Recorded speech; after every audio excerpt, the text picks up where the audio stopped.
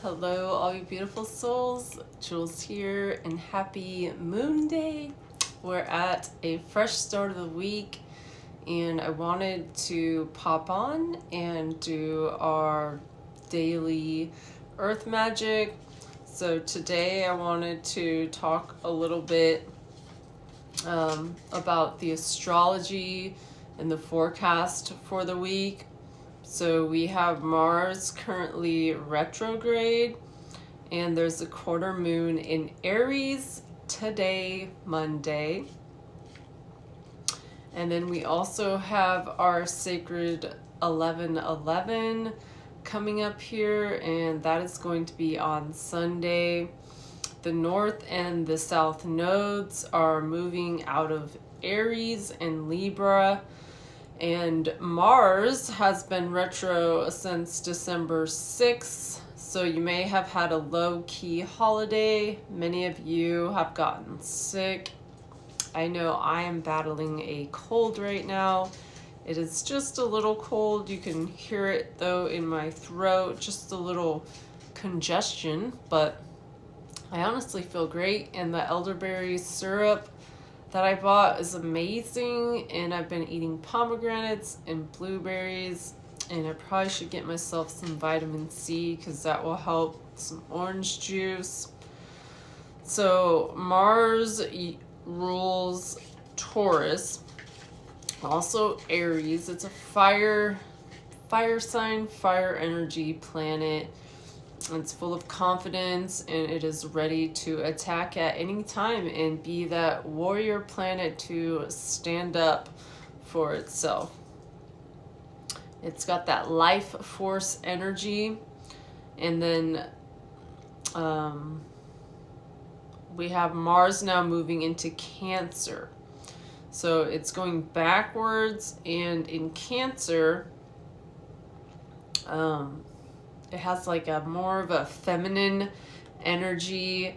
My brother is actually Cancer. My dad was a Cancer, and they've had that very nurturing, fatherly, motherly. If you have a mother Cancer, they're amazing parents. And it's not really where Mars enjoys being, so it's not the best spot. And then we have Mercury in Sagittarius today, the 6th. And that is about communication, and communication can be really muddled right now. So as we get back into the work week, I know I'm starting my work week. I only worked 2 days last week, and this is officially my first fresh start week to get back in the swing of things. And what you'll want to be thinking about during this week, since it is the technically second week now of January, is what kind of dreams do you want to create this year? What quantum shift or interruption from the normal are you wanting to create in your life? What do you need? What do you crave? And how can this be done? How can you be brave to do it? You'll have to be vulnerable, and we're not going to do things perfectly as the North Node moves into Pisces and the South Node in Virgo.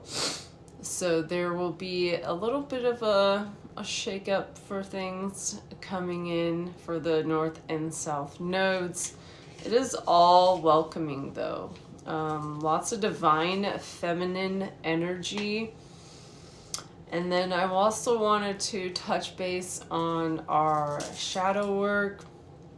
In shadow work, you have to give yourself 100% permission to be free of your fears.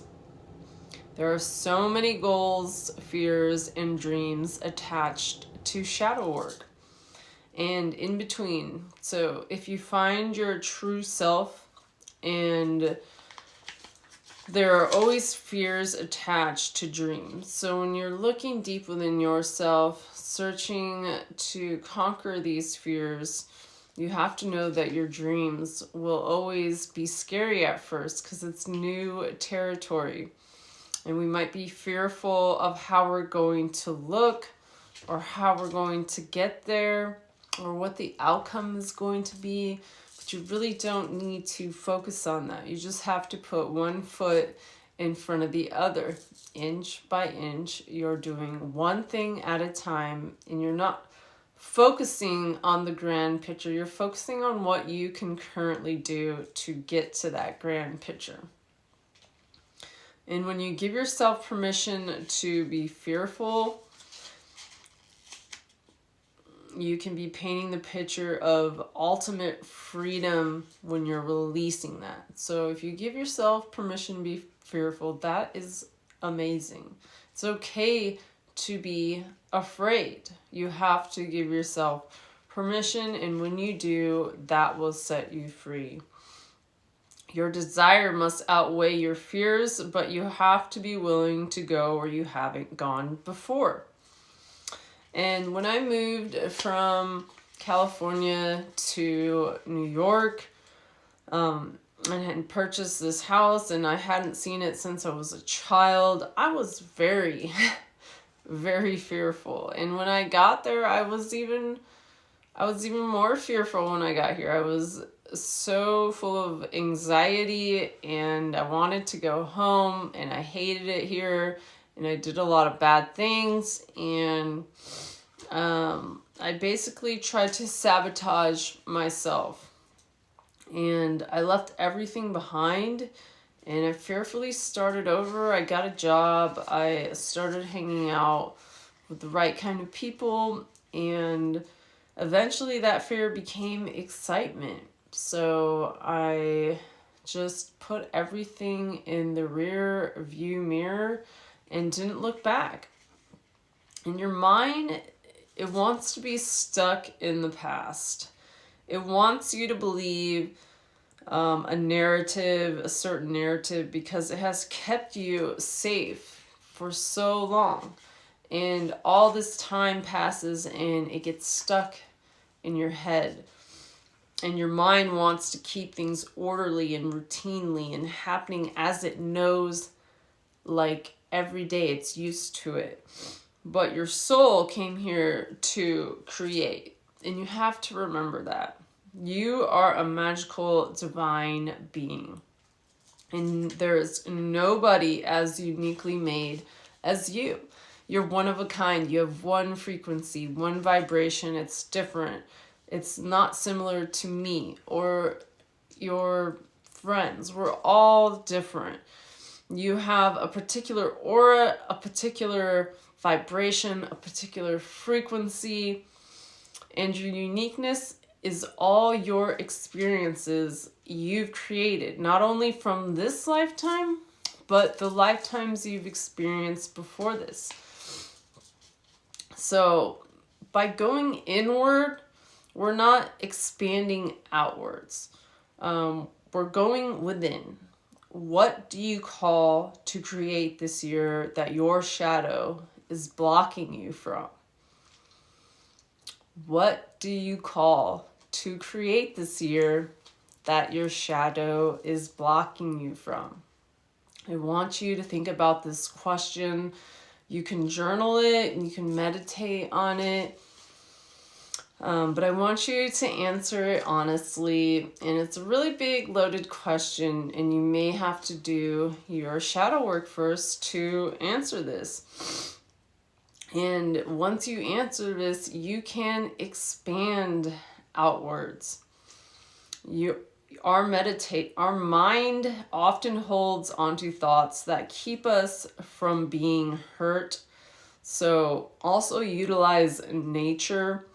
It is a great way to gain clarity in your shadow work by being one with the universe and nature. I take a lot of my walks with my dog, and it's an everyday thing. We do it rain, snow, shine.